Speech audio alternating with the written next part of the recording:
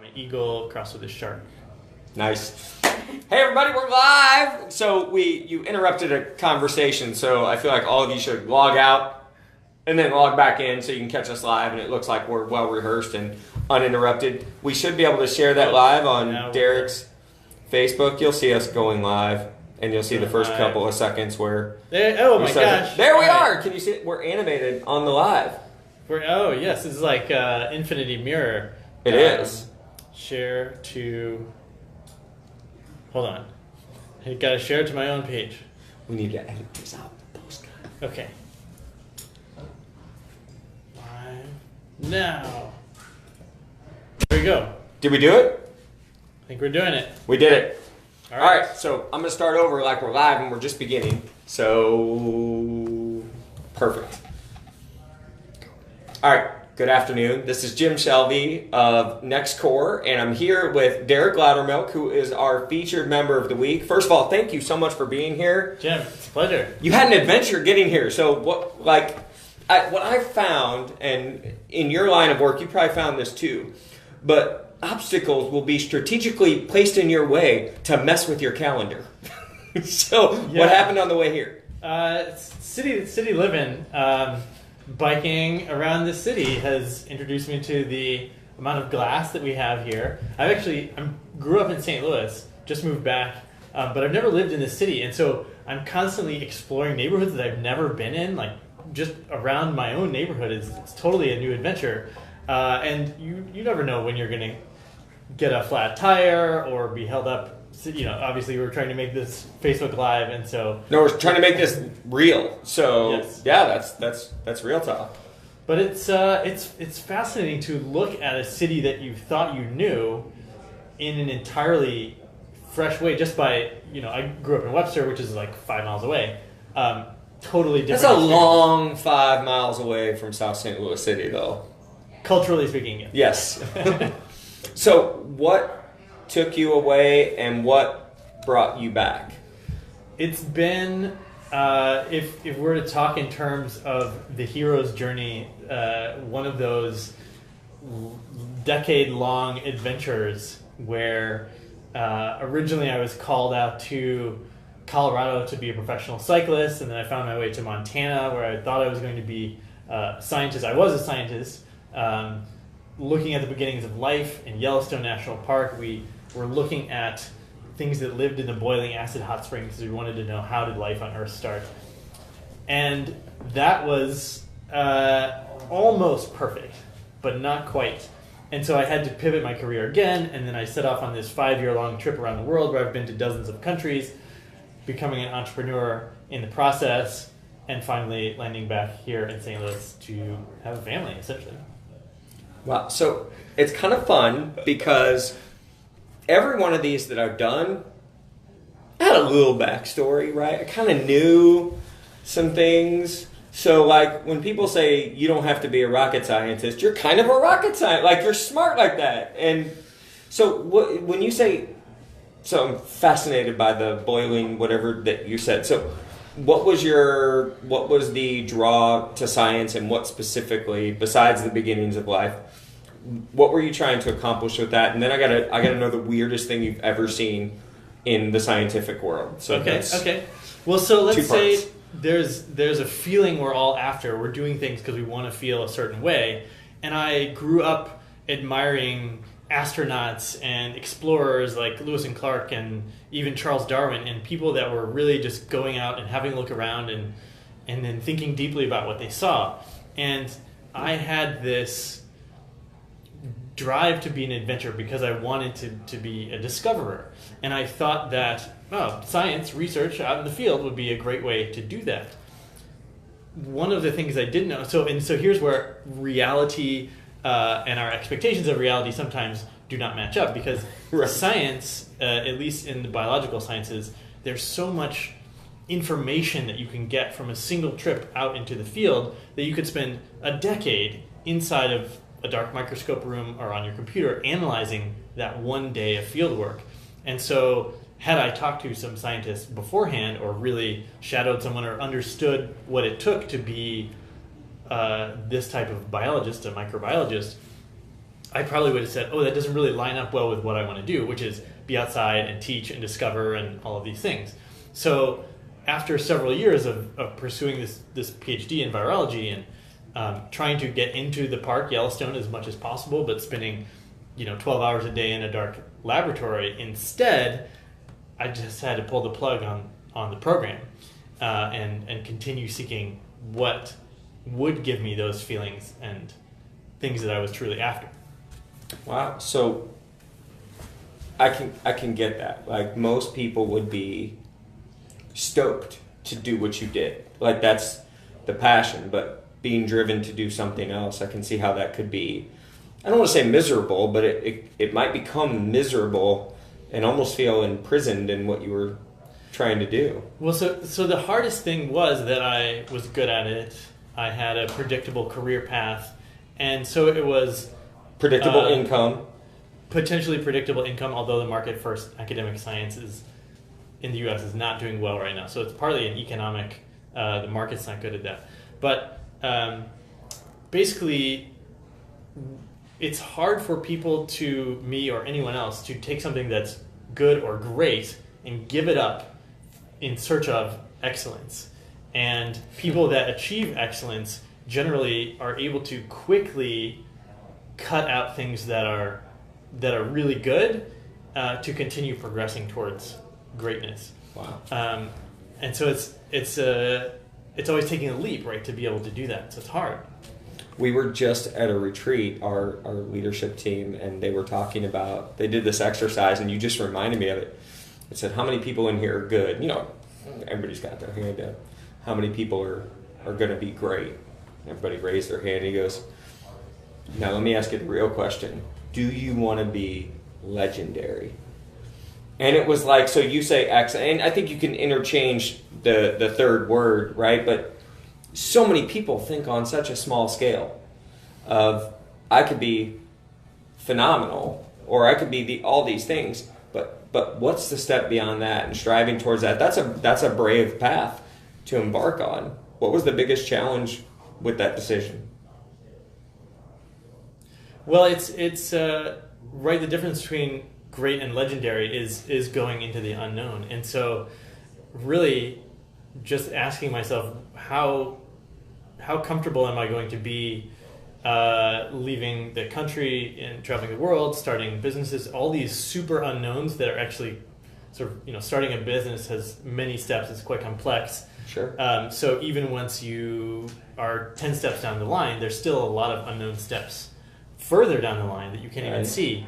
And so it was really just reflecting my own tolerance for that, navigating the unknown and continue to move forward even without seeing all the steps in between here and there. Like I sort of like, okay, here's an objective to make a living for my own business, or to understand the world better, live in other countries and experience cultures, but I don't see everything from here to there, and so I just have to have faith that my own resourcefulness, resilience, my family support, whatever, is going to get me through.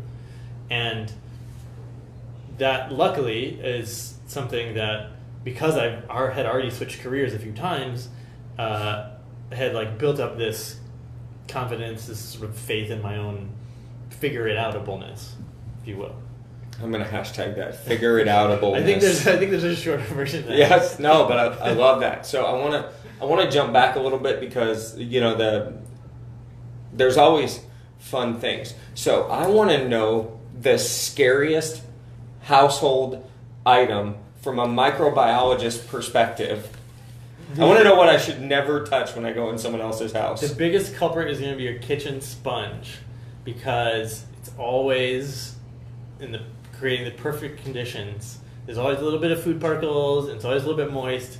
So if you have any contaminants like from meat or dirt from vegetables, it's going to grow on your kitchen sponge. All right, so for all the Pinteresters, Dirty all those people so how often do I need a new sponge? Or should I not use a sponge at all? Sometimes I microwave my sponge. Really? To sanitize it. But I do replace mine frequently. Yeah. Like twice a day, twice a week, twice a month? once a dish. Okay. No, I'm just kidding. Okay. Yeah, so he's got a separate budget for sponges. All right. So in your journeys, right? So you grew up in St. Louis, and your journeys have taken you all over the world. So just let's name drop some countries that you've been in, and let's go one at a time. So where'd you go first? When I thought about leaving the country to start a business, I picked where are the cheapest places in the world that are going to give me the longest startup runway. So if I have my savings, which was like, let's say 25 grand, because I had just sold an apartment. Another story, it was flooded, so I wanted to just get rid of it because it was in this natural disaster area. Right. Surprise, Colorado, super dry state, flooded. So I had this savings. You can't make this stuff up. Right? Can't make this stuff up. I had this savings, and I was like, okay, in Vietnam with 25,000, I think I could live for like 4 years. And I was like, okay, cool. And I set a goal for myself. Time out. I'm moving to Vietnam. Moving to Vietnam. I'm taking my 25 grand and going. All right, go ahead. So I said, okay, if I can make $1,000 a month with a remote business, basically I can sustain forever in these cheaper countries. Asia, didn't really consider Africa, South America, Central America. So I just basically gave myself a really long runway to figure out business because I was brand new. Coming from science, you don't learn anything about entrepreneurship. And so I spent a lot of time in Southeast Asia, and that's sort of a hub. There's a lot of countries there, a lot of culture, and you can sort of quickly jump from one to another to do your exploration, to do your adventuring, but also to learn about business, because Singapore, right, is one of the most innovative business centers in the world. Yeah, and just like in the last few decades, they like came out of nowhere. They have really taken off. And so the whole region, with the mega cities of South Central Asia, and also just the culture around there, I think Vietnam has like 60% of the people are entrepreneurs. Like everybody has a side hustle or two, and there's this huge excitement for the potential of what they can create. And is that a free market there? Yes. So in the 90s, they came out of communism and sort of ramped up in the 2000s. And so now everyone's starting to see, wow, I can create whatever I want or whatever the market wants. And so it's a really cool place to see how people approach entrepreneurship and capitalism, because they don't have this long, like America has been improving for centuries. Like we haven't had wars, we didn't have a Vietnam War on our own soil, all kinds of things to stop us, right? So everyone is playing catch up, and they're all accelerating much faster than this sort of like slow and steady U.S. approach. And I'm generalizing broadly, but sure. It's just a really cool. You learn more about your own country when you see how someone else is approaching it, or how an average of another culture is approaching entrepreneurship. And one of my goals was to steal as many good ideas as I could from all these other countries, ways of doing things, and then bring them back.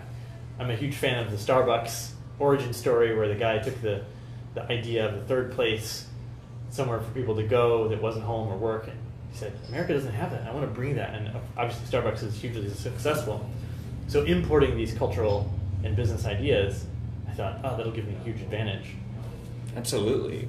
So I didn't realize, it's funny, I learned so much doing these, but capitalism in Vietnam is less than 30 years old.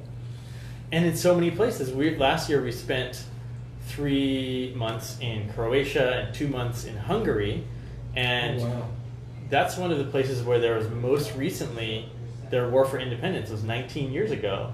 And so you could still see burnt out tanks in the farm fields, and the buildings hadn't finished being rebuilt, and they were still trying to get their heads around the communist government is not here to give me everything. Restrict you. Or restrict me. And so it's like, wow, in America I feel like everything has been this way forever. But the rest of the world, there's all kinds of conflict, and change happens so rapidly. Wow. So you've mentioned you've been to Singapore, Vietnam, Croatia, Hungary. Where else? So all of the Southeast Asian countries, our home generally is Bali when we're based in Southeast Asia. That's where I met my wife, and there's a big co-working scene there. A lot of digital nomads come through in Chiang Mai, Singapore, and Bali, because those are all great hubs of connection. And so we've been going there for 4 or 5 years, and actually these European entrepreneurs and North American entrepreneurs will converge on Bali or Chiang Mai and then go back to their respective home countries, and it's sort of this interesting travel pattern that you're seeing these key spots. Budapest is one of the places, Lisbon in Portugal is one of the places where people sort of continue to return to because of cost of living, climate, co-working spaces, culture, ease of finding furnished apartments. So there's certain cities that are trying to attract this wealthy, nomadic entrepreneur to live in their cities. Yeah, so co-working is huge overseas, and it's really just emerging here, so I appreciate you pointing that out. Of all the places you've been, so this is the you can only eat at one restaurant for the rest of your life, where is it question. So of all the countries you've been to, if you had to go back, or you were going to be there forever and you could never leave, where would you be? I would go to Slovenia. Okay. Because it's a tiny little country. It's right next to Italy, next to Austria and Croatia. So it's on the Mediterranean. It also has the Alps. It also has a lot of castles and wineries and caves and rivers, and it's basically everything that America has in a country that's like 2 hours across to drive across. So much smaller, much cheaper, and there's so much culture there. I think it's really the perfect country for me. Wow. All right, coolest thing you've seen overseas, and then I want to get into your career a little bit. Because I'm thinking the burnt-out tanks are pretty cool. That's so I took my bike to Croatia, and we'd be riding along, and we'd just see like, oh, here's a battlefield where they just abandoned all this stuff, and it's just like, if they would have made it over this hill, they would have captured this city, and it would have changed the course of the war. And just reading about so many different clans, the Serbians and the Croatians and the Bosnians and the Herzegovinians and everyone, and then just cycling through all the battlefields is just like makes it real, right? When before it's like, oh, that's a war, but I don't really connect to it. Well, we're pretty sheltered here from a lot of that stuff. Thank goodness. Oh yeah. My gosh. I do appreciate that. But, so you would say the battlefields are the... Battlefields are really interesting. And then, when I go out to... Often I'll take a trek out with local tribes people. And we met this... she's Hmong, our guide, which is sort of a upland tribes people in the Chinese, Laotian, and Vietnamese mountainous region that shares that border. And they don't have electricity. One of the most exciting things was like we let her use our shampoo, and she hadn't washed her hair in a year. She had hair down to her waist, and it was luxurious. And she took us to her house, and we did the conversion, and it was like a $8,000 house and farming grounds. This complex, and just like putting into perspective how they live their life. Mechanical plows, rice farming. She basically 10x'd her income by becoming a guide, and we were paying her almost nothing. And that perspective of, even if we're Americans making poverty level income, we're still 1%ers. We're still like in the global 1% of affluence and prosperity. And so it also helped me reflect on how we just get so used to whatever conditions we're in. They were probably happier than most Americans. And if I moved into their village and got used to that, I'd probably be just fine. I would probably miss clean running water and electricity and those things, but you get used to all these things. So if you experience great prosperity or get knocked down, you return to this set point. And then it's really about your own appreciation of your life. Wow, that's very deep perspective. It looks like we have a question. Is that right, Taylor? What's the question? When you left the country to start your own business, did you think you would still be able to infuse science into your business, or did you know that you were 100% done? Okay, so the question is about infusing science into my business, and this is a good question. So my first business was based on something that I had done, which was cycling. I had a cycling career, so I just started coaching aspiring pro cyclists, university riders that wanted to be professional cyclists, and there is a lot of science in terms of physiology that understanding the training process and how fitness gets built and how you respond to different types of exertions. So I was able to scratch that itch, and I've continued to bring that approach in the coaching I'm doing with entrepreneurs and thought leaders. The dialing in the nutritional needs and the energetic needs and really approaching high-level entrepreneurship like you would with athletes, because that fuel and that understanding our own physical nature is so important to long-term output, right? And it's the same with cyclists. Like if they train too hard and burn out, then they're not going to be useful for their biggest objectives of the season. So it's about keeping a close eye on pushing yourself, working hard, and then being able to rest and recover so that your body can adapt to the workload that you're putting on it. And so I do think a lot about these cycles of pushing and then recovery in all of the work that I do, because I think if you just sort of push forever, you never get to this point where you feel accomplished, and then you get demotivated and you're like, ugh, I'm not getting anywhere. So having these cycles of like challenge and then recovery in terms of a physiological base or a mental base, I think is a great carryover between sports and entrepreneurship, and a great way to sort of take advantage of knowledge of physiology and the biology of humans. Yeah, I heard somebody say one time, that's a great answer. Just if we didn't answer the question, please put it in there, but I think that was a great answer. I heard someone say one time, too many people want the rainbows without the rain. Right? So it's funny how you kind of tie that in together with the recovery. Because I think about like professional athletes that train and, people want to go and they want to work their biceps. Well, it isn't the lifting of the muscle that builds the bicep. It's the fact that you tore it and you get to recover. The recovery is what builds it up. But if you keep lifting, you never recover, therefore you never build. So it's possible to overwork.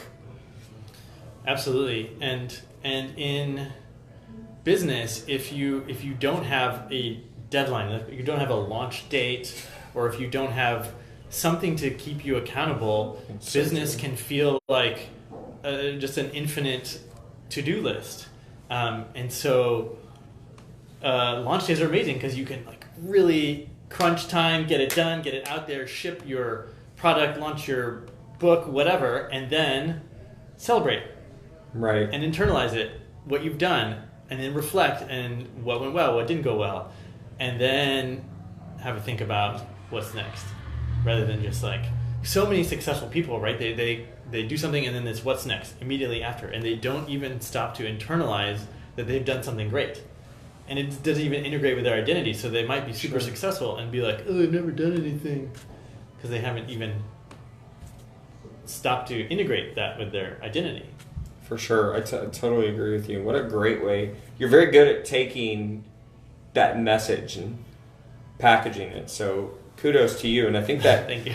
that lends itself to what your new career is now. So let's transition a little bit. Tell us about your career. I see you've got a book here that we're going to talk about in just a second. But so what is your career? What do you do now for entrepreneurs? And this is something I'm always refining how I talk about it, but I realized in grad school that I loved teaching, and I love to be able to break down complex ideas and complex tasks into bite-sized, actionable things.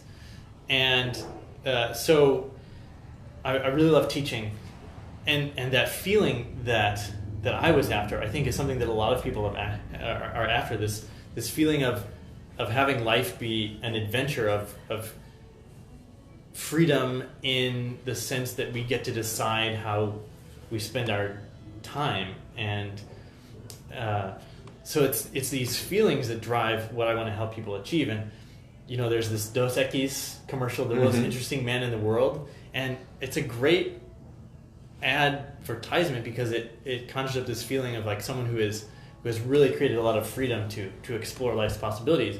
And I want people to feel like that guy. I want everyone to feel like the most interesting man in the world. So if that's for you creating a successful business that solves a problem that you care deeply about, or it gives you time to spend with your family, or if you're a night owl, it means you don't have to live on everyone's 9-to-5 schedule, or whatever creating that freedom is that lets you feel like this super interesting and in control person, that's what I'm after.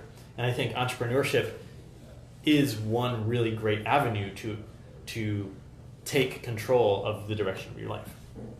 Fantastic. So you function, and I'm going to generalize it because I don't know that there's a definition for how you do what you do the way that you do it, nor would I think that you would accept one if there were. I think you would probably refine and redefine that. But so you have this combination of, this is the one thing I know, you do like these adventure trips, or explain, because I'm not doing a good job. Yeah, so coaching is my sort of foundational practice, and then there's a lot of things that are connected there, but if I'm a teacher and a coach as a label, then I teach people one-on-one, I coach people one-on-one, I coach people in groups, I take people out on adventure trips, and I coach them while we're climbing a volcano or surfing. Oh. And, we're... Not a mountain. A volcano. A volcano. Volcanoes are generally steeper and more challenging, and that's what we want. And can burn you to death if you let it. Okay. So far, we haven't climbed one that's erupting. Add that to the bucket list. And by definition, that would be the bucket, right? That would be the bucket list, yeah. But let's see, where was I? I don't know. You were climbing a volcano, Well, so and I'm intrigued. And... There's like when you're climbing a volcano, there's all kinds of things that are challenging you physically, and what types of analogies can you make to business? Like, wow, we're climbing as a team. Like, oh, the support of the team I'm noticing really helps me get through these tough pitches. Or maybe it doesn't matter about the team. Maybe it comes down to my own ability to, oops, I fell down this muddy slope. I had to climb myself back up and deal with whatever like personal embarrassment I have, or like if I make a mistake. This all reflects in other things that we're trying that are challenging us. Writing a book or starting a business, these large, complex challenges, there's so much to learn from how we meet physical challenges. Like when the chips are down, how are we showing up? And so the adventure trips help teach us about ourselves and our approach to business. So there's coaching, these trips, writing books. I host a podcast called The Art of Adventure, and they all sort of integrate into looking at this: how do I feel like the most interesting person in the world, and how do I create a business and create freedom in my life to make that happen. Can someone that's listening, or Derek, will you do it afterwards, put a link to The Art of Adventure in the comments below? So if it's not done by the time we're done, will you do that for us? I think people would get something out of that podcast. Yeah, and we've been running that. So a lot of the interviews that showed up in this book are taken from the hundreds of interviews I've done on that show with entrepreneurs and adventurers and people that have created totally innovative careers for themselves. And I basically distilled down those interviews and a lot of academic research into this book. So, short snapshot, what's the book? What's in here? Basically, this is how to navigate superconductors. Yep. The subtitle is this, the publisher gave me the subtitle, Revolutionize Your Career and Make Big Things Happen. But basically, the future is accelerating, and there's big unknowns about how to navigate all this stuff. So this is a guidebook of skills and strategy for navigating an unknowable career future and how to basically make yourself valuable no matter what happens. So maximizing your value in the market, maximizing your ability to control your direction, to get paid for what you do, to find fulfillment in your work. And it's insuring ourselves against artificial intelligence and robots and outsourcing and all these new things that are reinventing the way that work gets done. Again, work has always been reinvented, agricultural, industrial, technological, Sure. whatever. And this is helping you get ready for the next sort of unknown phase. Yeah. Wow. So where can they get it? It's not officially out. It comes out this Friday. So it's out in Europe. It came out in the UK July 3rd. It comes out July 28th in North America. And we have the launch party here. Having an event. What's What's the time of the event? It's at 7 on 7, Friday. right? We should have rehearsed that part. We should have rehearsed and been good. But I believe it's 7 o'clock. It's here at the Nexcore building, 2631 Gravois in the event center. That's 63118 is the zip code. But I encourage everyone to come down and get a copy of the book and get a chance to meet Derek. Are you going to be signing the books? I'll be signing the books. You're famous now. When you have a book, you're famous. You get to sign it. People want your autograph. How much are the books? They're selling for $19.95. Perfect. $19.95. Is there an audio book version coming soon? I will be recording the audio book in the Nexcore studios. Oh, nice. We're excited about that. So I'm recording my own audiobook. I'm not hiring a professional voice actor. I think that's the way to do it. Saves a little bit of money, and it allows me to do commentary on my own book. And so I'm actually going to be bringing in some of the interviewees, the featured guests who are appearing in the book to do the various segments with me. So it'll be sort of like a Derek and Friends audiobook. So I'm pretty excited about that concept. It sounds like a Saturday morning special, Derek and Friends. No, but that's really exciting. How long did it take you to write the book? I expected that it would take me a month. I love it. And so the question was, how long did it take? And the answer was, I expected it would take a month, but it really took? It really took 2 years. Wow, okay. Yeah, and it's just one of those things. Basically, any large and complex endeavor is going to be 10 times harder than you expect. And I started with a crowdfunding campaign on Publishizer, which basically serves as a proof of concept. If you can get enough backers for a book, then publishers will be interested in it and give you a book contract. So it's sort of like a crowdfunding plus literary agent that goes in and gets you a publishing contract. So then I had a Kogan Page as my publisher, and they gave me a really good editor.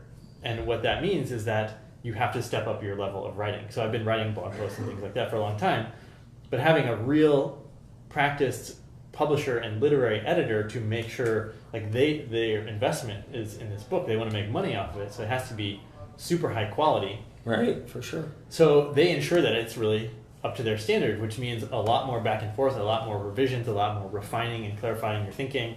And so this I was like, it's not even done yet. It can always be better, right? So that having that deadline was great for me, but there was, 6 or 12 or more revisions for each section, each chapter. How many chapters are in the book? 10 chapters. Okay. 10 skills. And that was a really cool process to be a part of. Just learning what goes into a really quality publication. It's cool to experience that. So I want to challenge your thinking on something that we're gonna kind of wrap up. I do want to hear a little bit about your family. But I asked you how long it took you to write the book. You said it was supposed to take a month. It really took 2 years. But I challenge that because I believe that you've got a lifetime of skills that you've put into this book, a lifetime of acquisition of knowledge that goes into there. So I don't think you could have written this book without that lifetime backing it up. So what I've learned about you in just the short time is there's not a lot of halfways with you, right? Like if you're going to do something, you want to do it right. I mean, and I may be reading you wrong, but I think that's a characteristic of you. I think my mom would say that I have somewhat of an obsessive personality. When I get into something, I get really excited and really into it. And I think that a lot of people maybe try to keep any obsession. They want to be well-rounded, they want to be balanced, they want to be too obsessed about something, or they don't want to come off as like caring too much, like, because what if it doesn't work, right?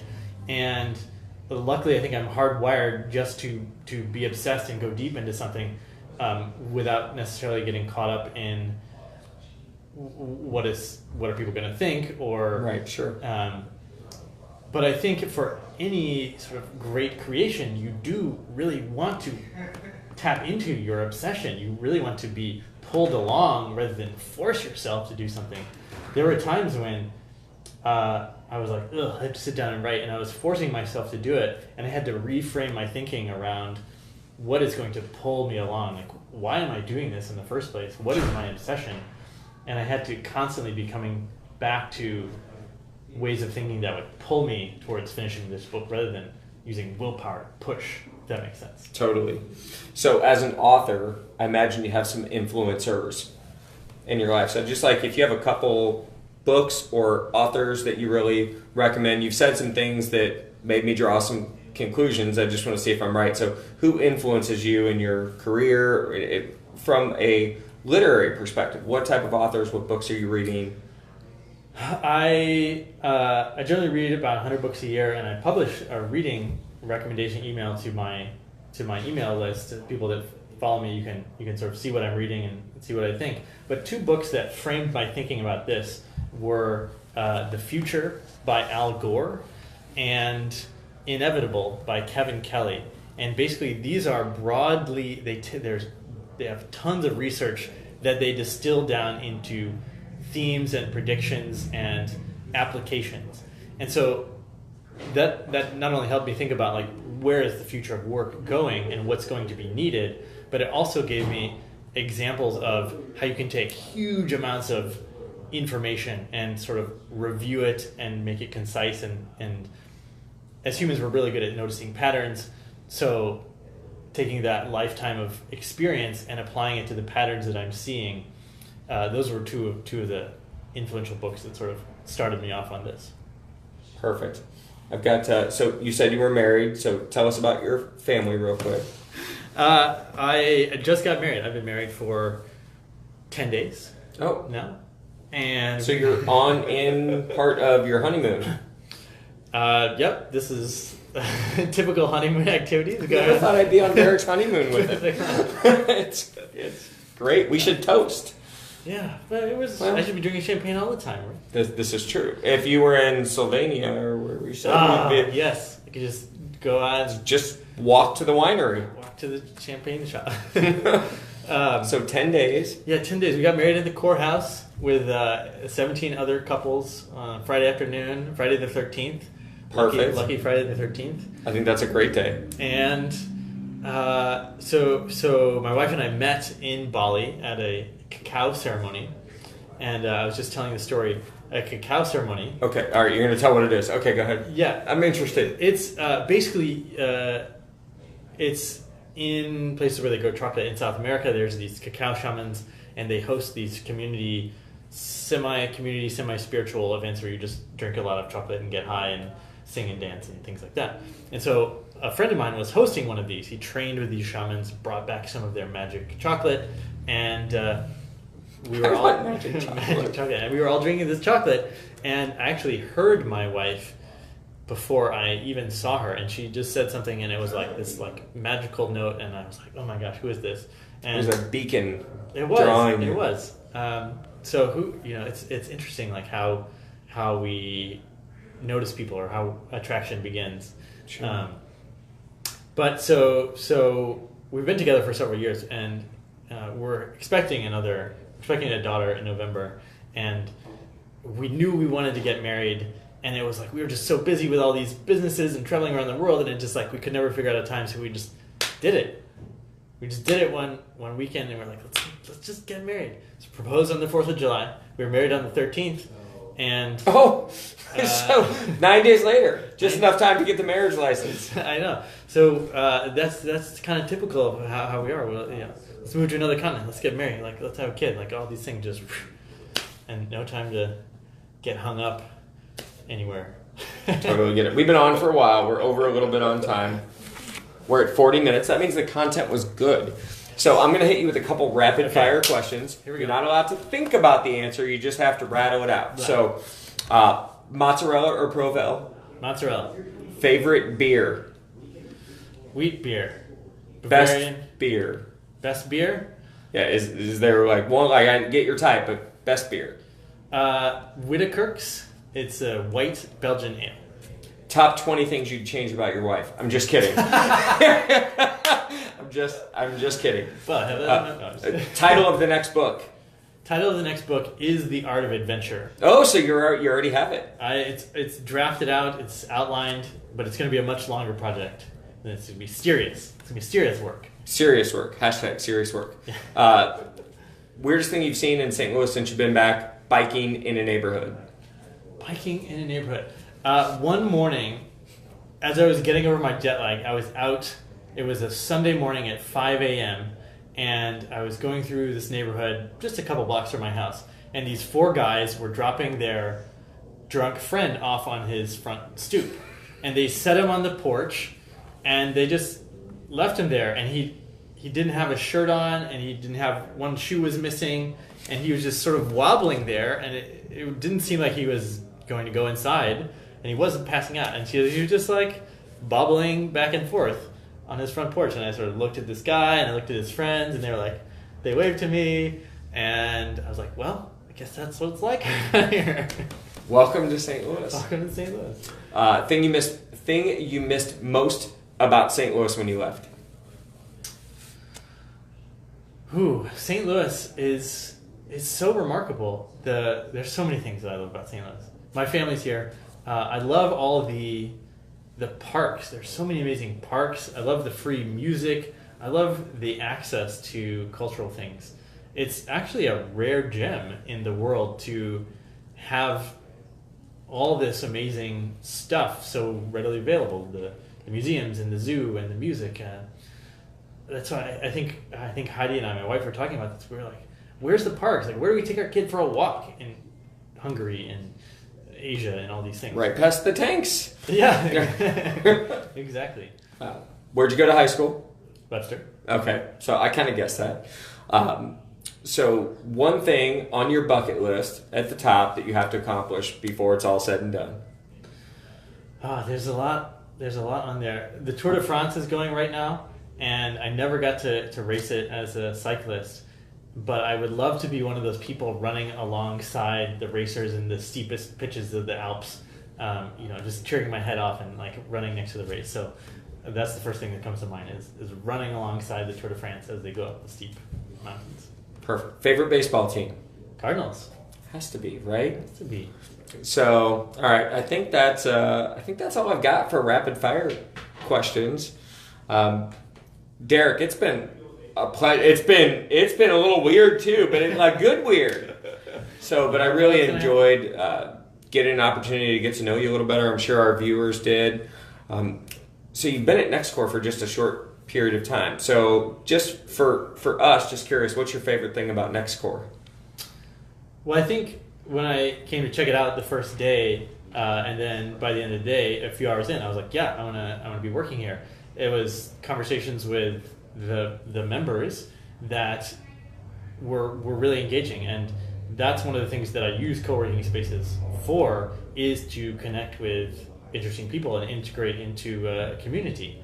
I've worked at 30 or 40 co-working spaces around the world, and I don't just go to get stuff done, but I also go to share ideas with people, to offer my help to people, to just experience a community vibe. And I noticed that right away here, and so it was an easy decision to be like, yes, this is where I'm going to be when I'm in St. Louis. Fantastic. So in closing, if people want to contact you for whatever reason, for coaching or for whatever, give us the info. DerekLoudermilk.com. I heard someone say, they were like, just Google my name. You can do that. You can Google my name. You can, if you can spell it. So it's D-E-R-E-K. Oh. Yeah, here we go.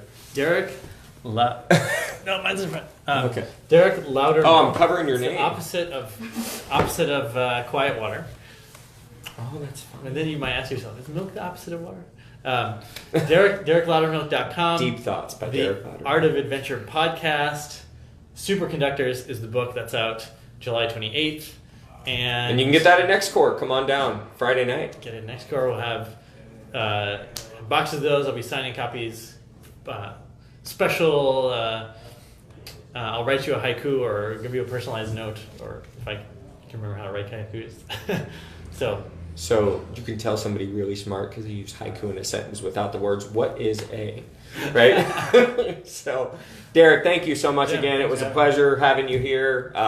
Thanks for being a part of Nexcore. Congratulations on the book. I encourage everyone to come down to Nexcore, grab a copy of the book. If they miss it or can't get there, how do they get the book after the fact? Is it available on? Everywhere you buy books. Online, your local bookstores.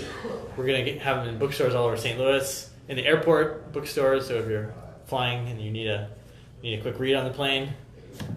Is it a quick read? It looks thick. Oh, look, you just look how fast you're reading it. I mean, that's... My retention is really not that great at this level. Retention plus speed. That's I saw the, of, are a couple times in there, so I can just restart. All right. Thank you guys so much. We'll see you next week for the Member Spotlight. Thanks for tuning in.